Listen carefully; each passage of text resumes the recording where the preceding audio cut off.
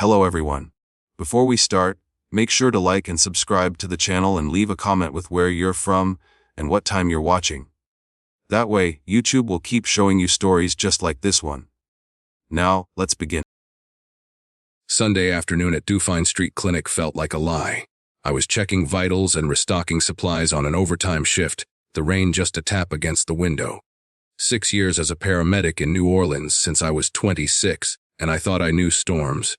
Our clinic was an old 3-story townhouse, peeling paint, creaking floors, a building that should have died years ago.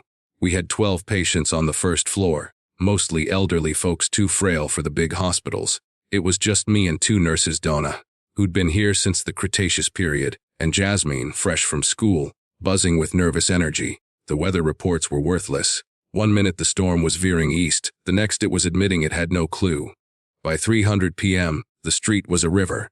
I watched a shopping cart and someone's patio furniture float past, the white chairs bobbing like plastic boats. The brown water was already climbing our entrance steps, rising faster than anything I'd ever witnessed. Donna stayed with old Walter in bed 3, who needed constant oxygen, while Jasmine and I moved supplies upstairs. Each gust of wind made the building groan. I could hear water seeping through the 100-year-old window frames. Then dispatch called all units were pulling back. When I looked at the current outside, I knew we were already trapped. Water started pushing under the front door around 4000, spreading across the linoleum like slow motion spilled coffee. Towels were useless. Within minutes, the floor was covered in an inch of murky water that smelled like sewage and motor oil. Jasmine's voice cracked. The water was coming through the back entrance, too. We had maybe 30 minutes before the first floor was fully submerged. Half our patients were immobile: Eleanor with a broken hip, Walter on his tank, and Mr. Briggs, paralyzed on his left side from a stroke. I stood there, water soaking my boots, calculating the agonizing number of trips up the narrow stairs. Donna took charge. She had Jasmine prep the mobile patients and equipment. I started with Eleanor, sliding my arms under her frail, whimpering body. The stairs were too narrow to carry someone safely, and the wood was already slick with humidity. Each step creaked horribly. I stopped twice, Eleanor's fingers digging into my shoulder like claws. When I finally got her settled and rushed back down, the water had risen another 3 inches.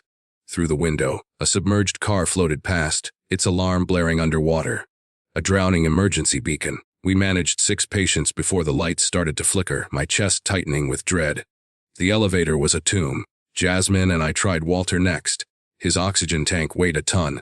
We wheeled him to the stairs. Then I held him up while Jasmine hauled the tank, step by agonizing step.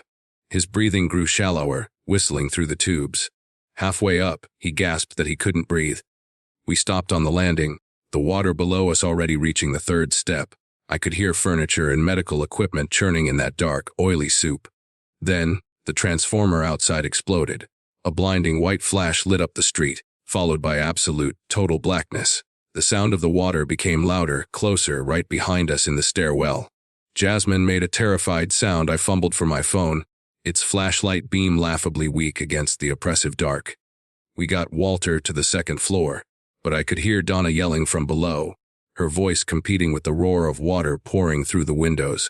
I practically fell down the stairs, the cold water hitting my thighs at the bottom.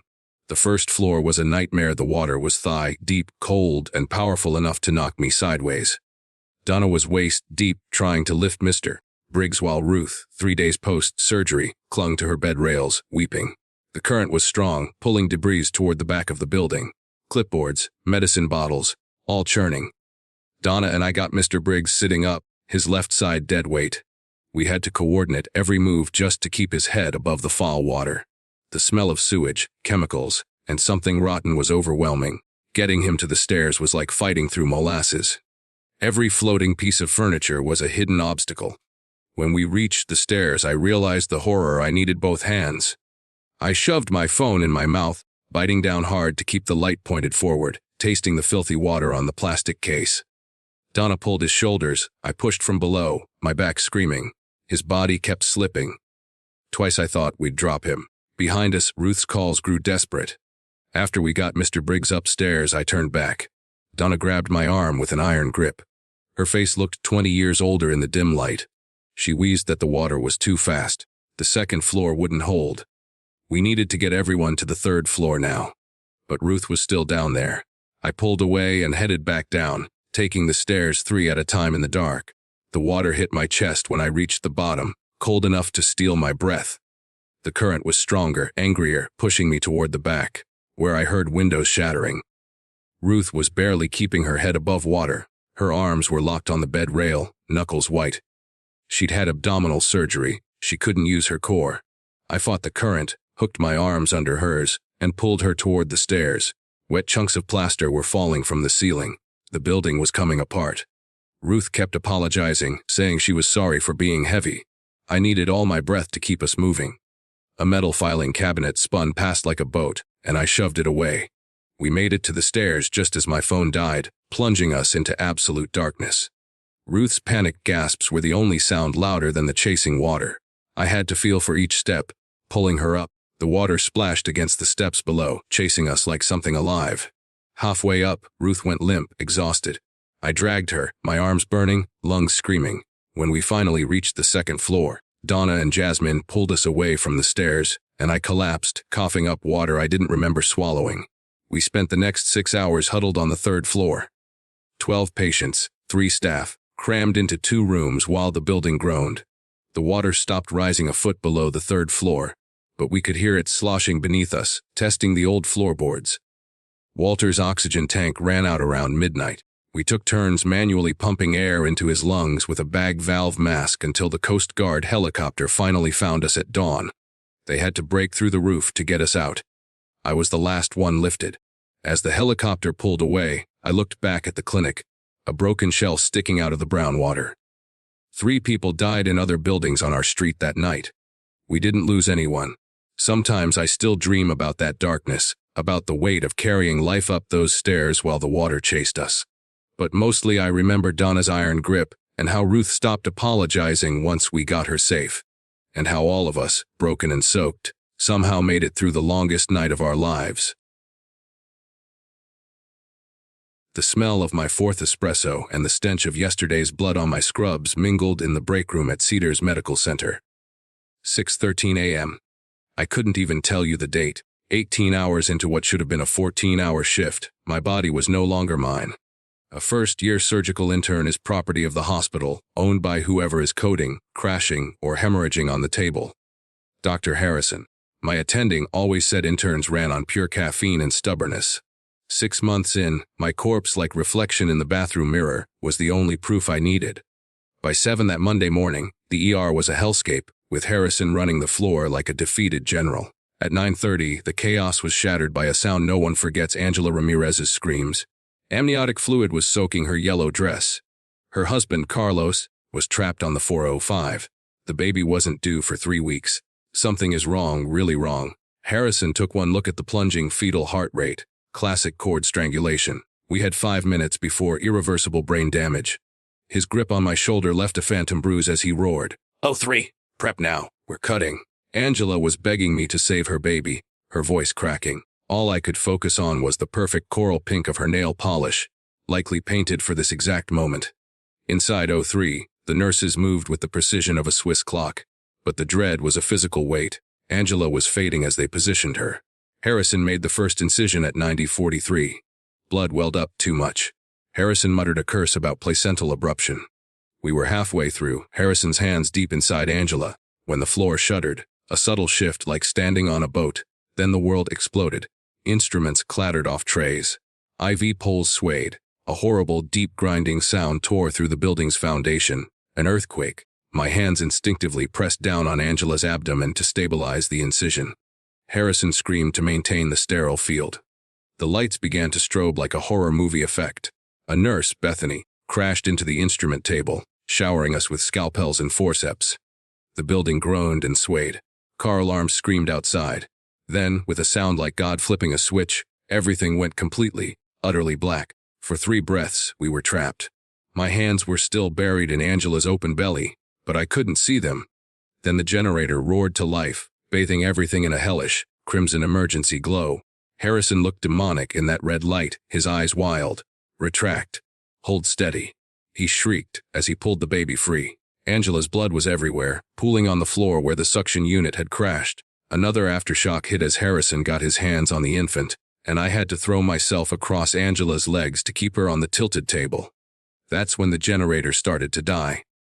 A high-pitched whine like a dying animal, followed by 3 loud final bangs. Total darkness again. No mechanical roar, no emergency lights, just the raw, absolute black of a tomb, while Angela bled out beneath my trembling fingers. A phone, mine, it turned out, had fallen. Bethany found it, turning on the flashlight. In that narrow, frantic white beam, Harrison hadn't stopped. His hands moved by pure muscle memory, unwrapping the cord from the baby's neck while he counted compressions. Angela's pulse was weakening under my palm. We were playing blind surgeon in a nightmare. She was hemorrhaging internally. Without power for the cauterizer or proper light, we were just fighting death in the dark. The baby finally came free with a horrible, wet sound. Limp, silent, Harrison shoved the tiny body at Bethany and spun back to Angela's hemorrhaging womb. Manual compressions. Harrison's voice whipped through the room. My hands plunged back in, finding the uterus, squeezing, trying to stop the flow with sheer pressure. Bethany worked one-handed, clearing the airway, performing tiny chest compressions on that impossibly small chest. I felt Angela's life pumping out between my fingers, warm and unstoppable, while Harrison packed gauze, working by touch alone. Another aftershock, and then, cutting through the chaos, came the most beautiful sound I've ever heard, a tiny, angry wail from the baby in Bethany's arms. She'd gotten the infant breathing, hope. But Angela was fading. Her skin was waxy, her pressure almost non-existent. Harrison was out of options. Moving her was certain death. I remembered something from my training, a stupid, desperate idea.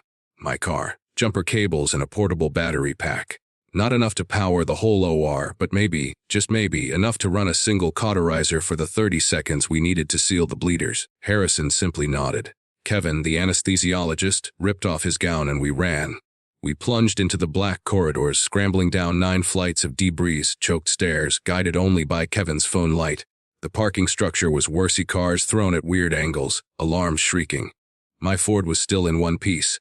We tore open the trunk, grabbing the battery pack, the cables, and an LED camping lantern I'd forgotten I owned. The climb back up felt like an hour. We pushed past automatic doors that had locked people inside, hearing cries for help, but we couldn't stop.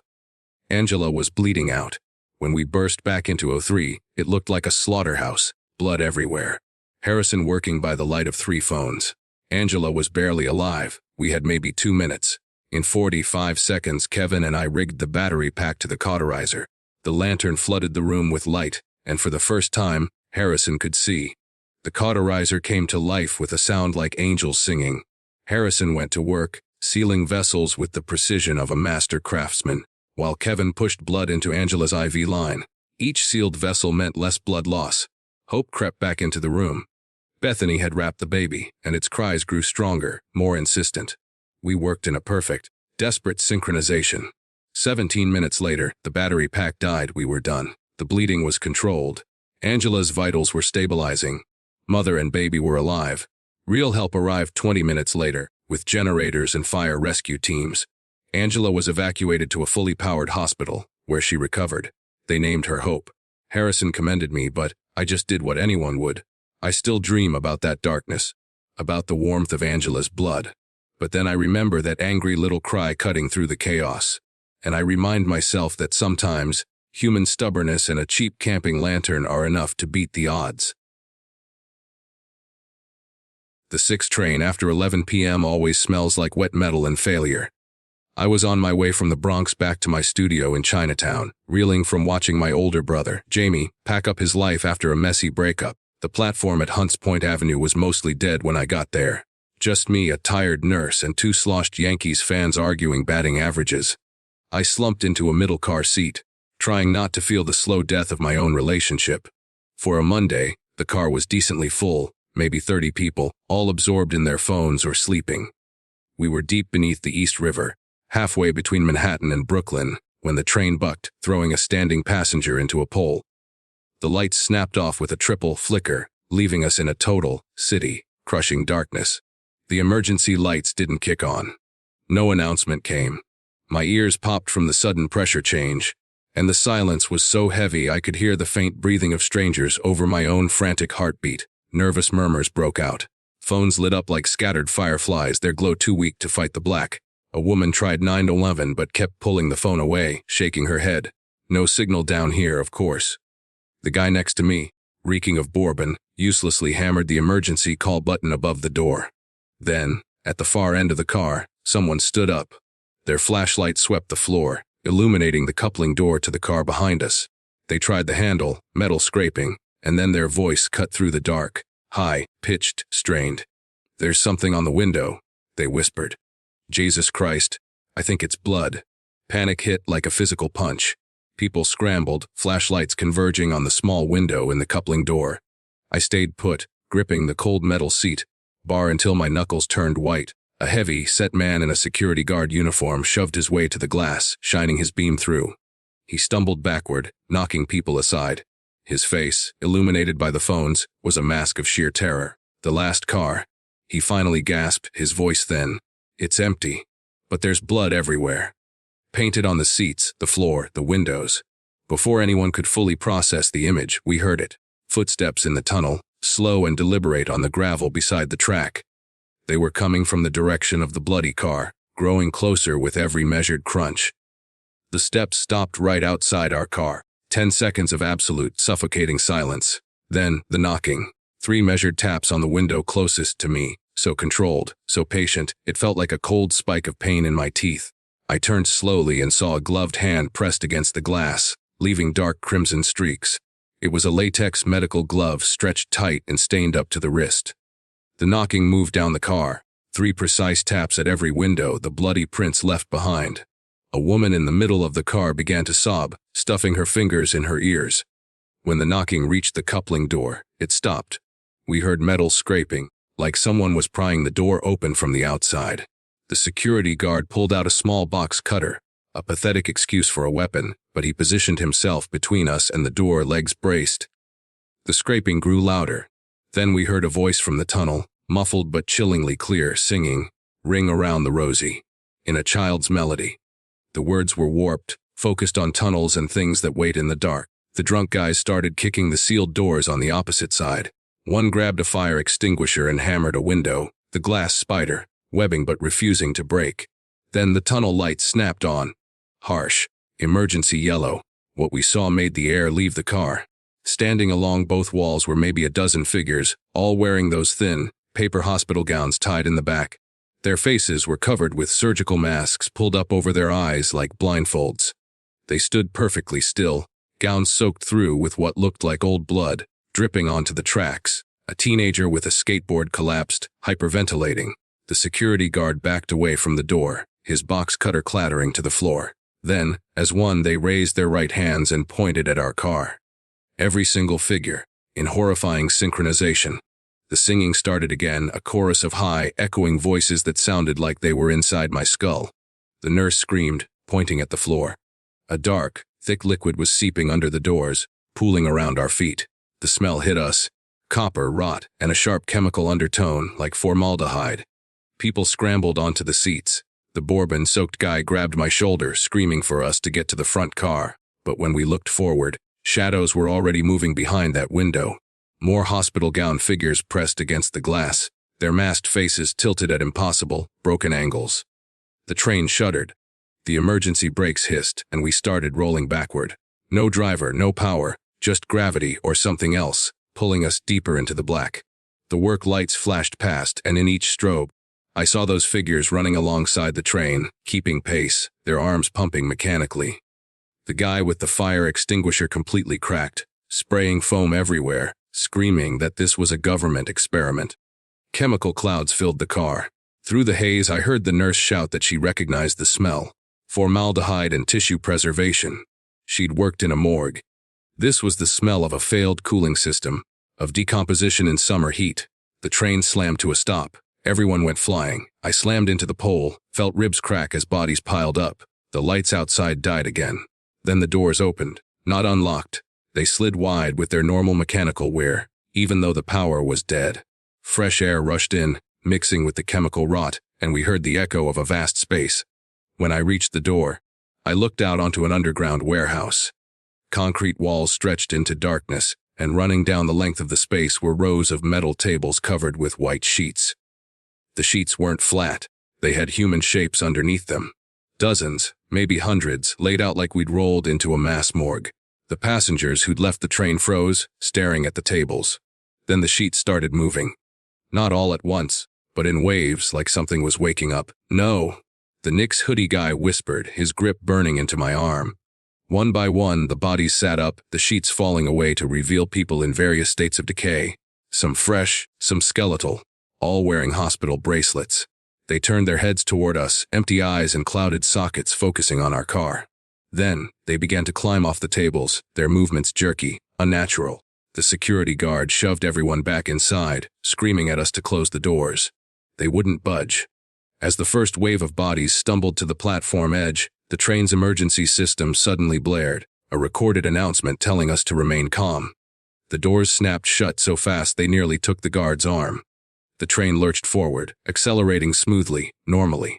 The lights flickered back on, bright, regular fluorescent subway lighting. We were in a normal car again, covered in foam and bruises, moving through the familiar orange, lit tunnel. No warehouse, no bodies. 3 minutes later, we burst into Canal Street Station. We stumbled out, 30 people covered in blood and chemicals, some screaming, some sobbing. The cops who showed up didn't believe a word. They confirmed the blood in the last car. DNA tests matched 7 missing persons, but their teams found no warehouse, no bodies, and no evidence of anyone in the tunnel.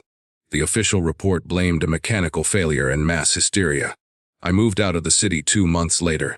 I couldn't take the subway, but I checked the news. Every few months, another story: a train stops unexpectedly in that same tunnel. Passengers report strange noises, figures in hospital gowns. The MTA always has an explanation. But I know what's really down there, waiting in the dark. And I know it's only a matter of time before those doors open again at the wrong platform.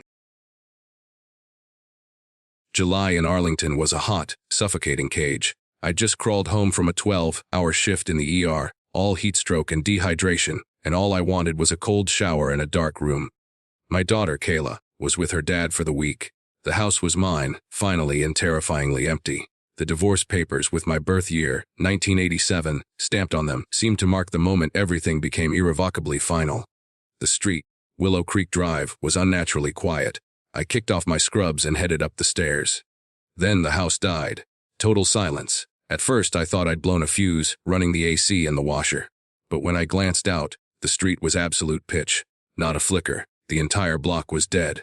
I grabbed my phone, grateful for the small screen light, and tried to text my neighbor. No signal. Not even a weak bar. That should have been the first warning, but I just blamed the overloaded grid. I was lighting the third candle in the kitchen when the knocking came. 3 heavy, deliberate pounds shook the front door. Not a friendly neighbor's knock, but an authoritative, chilling thud, thud, thud. I froze, the match burning down. A muffled, male voice called out, "Power company, ma'am. Need to check your meter. Make sure there's no damage." His accent was unplaceable, trying too hard to sound local. He drew out the word, "Mom," like he was savoring it. I crept to the peephole. A tall silhouette in a uniform, no utility truck, just a beat-up sedan parked across the street I'd never seen before. He knocked again, harder, turning his head slowly, scanning the windows. "I know you're in there," he called out. "Saw you come home earlier. Just need 5 minutes." That's when the calculation hit. The power went out 10 minutes ago. How could they send someone this fast? And the meter is outside. He didn't need me to open the door. I backed away, silent on the hardwood, when I heard something that turned my blood to ice. From the kitchen, the soft, sickening click of the back doorknob turning. It had been locked. Always locked. Whoever was back there was inside and moving slow. The man at the front door started yelling, his fake, friendly tone gone. "Mom, this is urgent. Electrical fires in the neighborhood. I need to ensure your safety." He rattled the handle, testing the lock. My phone battery was at 15%. No signal, no 911. The candlelight was now a beacon advertising my position. I moved toward the stairs, taking surgical steps to avoid the notorious third riser. Downstairs, I heard the back door close gently. Then, soft footsteps, sneakers, not heavy boots, moving through my kitchen. The man outside fell silent. That terrified me more than the yelling. They were coordinating. I reached the top of the stairs and slipped into the bathroom, quietly turning the lock. The window was tiny, painted shut. I bent my fingernails backward, trying to force it open. Downstairs, kitchen drawers slid open. They were searching, or just making noise to rattle me. Then, the stairs creaked. That third step, whoever was coming up didn't know the trick. The sound was loud, followed by a pause. They were listening for me. I grabbed the only weapon, the porcelain tank lid from the toilet. It was heavy, smooth, and solid.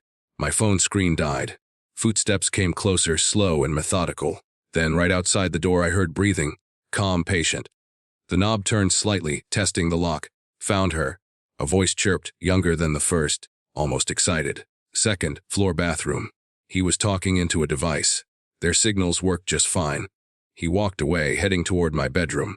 Then the heavy footsteps of the older man thudded up the stairs. Jewelry's in the bedroom, usually. The older one said, his voice carrying clearly. Check the closet top shelf. That's where they always hide the good stuff. They were talking like I wasn't even there. Then the young one laughed. Hey, there's kid stuff in here. Toys and things. She got kids. The older man's response chilled me to the bone. Saw a girl leaving with some guy a few days ago. Figured she'd be alone for a while. They'd been watching my house, watching my daughter leave. The younger one asked, what do you want to do about her? There was a pause. Let's get what we came for first. The older one replied, she's not going anywhere. We cut the phone lines before the power went out, and I've got her car keys from the counter. In that instant, the fear shifted into a cold, hard refusal. I wasn't going to wait. They expected me to be where they last heard me. As silently as I could, I set down the porcelain lid and turned the bathtub faucet on, just a slow, steady drip. Then I unlocked the door with painstaking slowness. They were still tearing through my bedroom. I slipped out, using the carpet to muffle my feet, and ran to Kayla's room at the end of the hall. Her window faced the big oak tree. I knew this window would open. She'd snuck out through it before. I slid the pane up. The air was thick, hot. The tree branch was 4 feet away. I was 38, not 13, but I didn't think. I climbed onto the ledge and jumped. My hands hit bark, grabbing on with a scream of torn skin. The branch dipped, held. Through the window, I heard a voice. Hey, water's running in there. She trying to call for help. Lauder. What's she going to do? Send a message in a bottle. But I heard them moving toward the bathroom. I scrambled down the tree, half climbing, half falling. 8 feet from the ground. I just let go and hit the lawn, the impact knocking the air from my lungs. But I was out. I ran barefoot across the yard, screaming, pounding on the Jefferson's door. Behind me, flashlight beams cut through Kayla's window. George Jefferson answered, holding a baseball bat. His wife, Nancy, was behind him with their growling German shepherd. Nancy grabbed their landline. The sirens came fast. George watched the 2 men bolt out my back door and take off in their sedan. The cops caught them 3 blocks away. My grandmother's jewelry and my laptop were in their back seat. They were brothers from Oklahoma, hitting suburbs across Texas using a signal jammer to create blackouts and study routines. The police said I was lucky, but they also told me something that still gives me nightmares. They found rope and zip ties in the trunk. Kayla came home the next day. I held her until she complained. We stayed with the Jeffersons while I put in new locks, motion lights, and a security system. 6 months later, I still check every window twice. But mostly, I'm just grateful I trusted that instinct that told me to run, to fight, to not be the victim they expected me to be. The van sputtered and died right in front of the Packard plant ruins. That dead stretch of street where the city just gives up. Where even the cops don't bother to drive anymore. I'd been running deliveries for Fresh Direct for 3 months, since the ink dried on the divorce papers. Needed the steady grind. Detroit in August is usually just a suffocating, wet heat, but the moment every single street light went dark, at 9:47 exactly, the air turned ice cold and heavy. The whole grid just snapped. No flicker, no warning, just instant total black. I actually laughed. Of course, my alternator would crap out the second some massive transformer blew. But when I stuck my head out, the laughter died. Not just my block. Every building, every sign, every traffic signal. Dead. The only light came from a few scattered car headlights cutting through the void like broken search beams. I tried dispatch, but my phone was a brick. The van's radio was pure static. After 20 minutes of grinding the starter, I gave up, grabbed my bag, and decided to walk. Home was 4 miles northwest, straight through Brush Park and past the old stadium site. Standing there on that empty street, with the Packard plant looming like a skeletal titan behind me, a dread settled in my chest. This wasn't just darkness, it was thick, almost solid. Without the constant, low-frequency hum of the city, every small sound felt violent. My footsteps echoed off the abandoned warehouses, bouncing back at me from impossible angles. That's when I heard it. An engine idling low and patient, maybe 2 blocks back. No headlights. Just the low, steady rumble of a V8. I picked up my pace, telling myself it was a lost motorist. But the engine followed, never getting closer, never falling behind. A perfect, terrifying distance. I cut north onto Russell, and the sound vanished. For 30 seconds, I thought I was hallucinating. Then, I saw it, a dark shape coasting silently through the intersection I'd just crossed. The car was using momentum, engine off, to track me without a sound. My mouth went desert dry. No one moves like that unless they want to stay hidden. I started to jog. When I bolted into a narrow alley between 2 factories, the car actually accelerated, tires screaming as it rounded the block to flank me. I exploded out onto St. Antoine and dove behind the nearest dumpster. The smell of rot and chemicals hit me, but I pressed myself into the brick and waited. The car rolled by slow, an old Crown Victoria, the kind police used to drive, painted a flat, light-swallowing primer gray. The driver was a blur of shadow, but I saw his head turning, scanning. Then he stopped, directly in front of the alley entrance. The cooling engine ticked. I could hear him breathing through the open window, deep, deliberate breaths, like he was smelling the air. My legs were cramping, but I didn't dare move. After what felt like an hour, he revved the engine once, a chilling, soft warning, and drove off. The smart move was to wait for dawn. But I needed to get home. My insulin was in the fridge, and I'd missed my evening dose. The shakes were starting. I waited 5 minutes, then crept out. The streets were tomb quiet, except for distant car alarms slowly running out of battery, their cries getting weaker, more distorted. I stuck to the shadows, moving from doorway to doorway. At Forest Avenue I found an abandoned liquor store, its security gate half open. I slipped inside, hoping for a phone or just a second to breathe. The place had been picked clean, though I heard looters scattering deeper in the dark. I watched the street through the front window for any sign of the Crown Vic. Nothing for 15 minutes. I was about to leave when my knees locked up. Across the street, barely visible, was a beat-up Chrysler 300 with tinted windows. It had been sitting there the whole time. The driver's door opened, and a woman stepped out. Tall and thin, wearing what looked like medical scrubs. She walked into the middle of the street and stood there, head tilted, listening.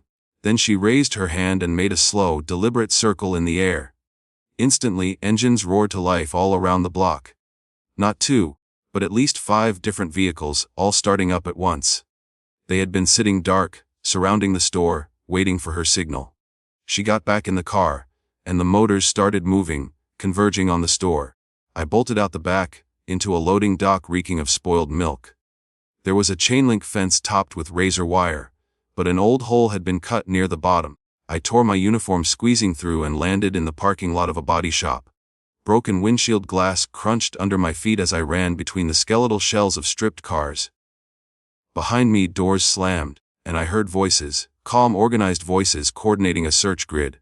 This wasn't random crime, this was a plan. I hit Gratiot Avenue and made a snap decision: the people mover track overhead. The automated train was dead, but the emergency walkway alongside the rails would get me off the street. The nearest station was 3 blocks north. I ran flat out, my work boots hammering the pavement. Engines roared behind me as the cars spread out, trying to cut me off. At Broadway, a black Escalade with a cracked windshield came screaming around the corner. I dove between 2 parked cars just as the SUV's mirror exploded against a parking meter. The station entrance loomed. The turnstiles were frozen open. I vaulted over them and took the stairs 3 at a time, my lungs on fire and my legs shaking from the rush and the crash.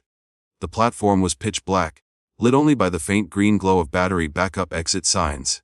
The maintenance walkway was behind a door marked, "Authorized personnel only." The lock was long gone, and it opened with a rusty shriek. The walkway was a narrow, rusted metal grating with a 20-foot drop to the street below. I started moving carefully. Down below, I could hear the cars circling the station like sharks. Flashlight beams swept up from the street, searching the underside of the track. 100 yards down, I heard it, footsteps on the metal grating behind me. Moving fast and confident. My foot slipped on the oil and bird droppings. I went down hard, the impact rattling the whole platform. The footsteps stopped, then started again, faster. Ahead, I saw shadows moving on the next platform, at least 3 people waiting to cut me off. The walkway curved around a support pillar. Hidden for a moment, I saw a maintenance ladder bolted to the concrete, leading down to a utility tunnel. I swung myself over the railing and scrambled down. The ladder ended at a concrete ledge. The tunnel entrance was sealed with a grate, but the bottom corner had been pried open. I squeezed through into absolute, suffocating darkness that smelled of stagnant water and dead rats. After 50 feet, the tunnel opened into an old electrical chamber. Weak light filtered through grates above. I heard voices echoing down the tunnel behind me, then the scrape of metal as they forced the grate open. But I also heard running water. I followed the sound to a 4-foot drainage pipe angled down. It smelled of sewage, but it had to lead somewhere, maybe the river. As I was about to climb in, my vision blurred. The lack of insulin. My hands started to tremble violently.